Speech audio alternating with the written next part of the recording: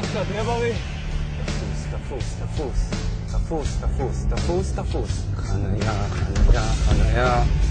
איפה את, חניה? איפה את מתחבאת לי? כדור לבון. נו, זה דבר זה, אני שונא לאחר על הבוקר.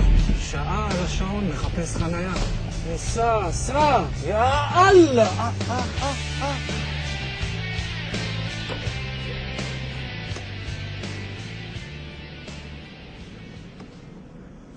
בוקר טוב, אבינו שבשמיים.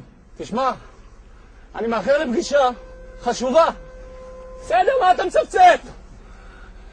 אם אתה מוצא לי חניה עכשיו, חניה, אני אומר לך, מחר בבוקר, אני מניח תפילין, חוזר בתשובה, עוזב הכל, שומר שבת, תופר ציצית ושומר כשרות.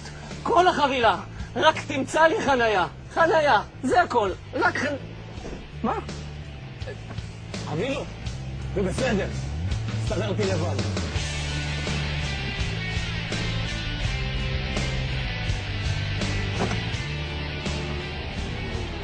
באמת הסתדרתם לבד?